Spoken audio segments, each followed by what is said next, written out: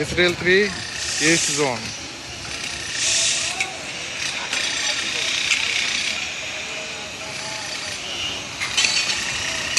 এখানেও second বেসমেন্টের scaffolding installation করা হচ্ছে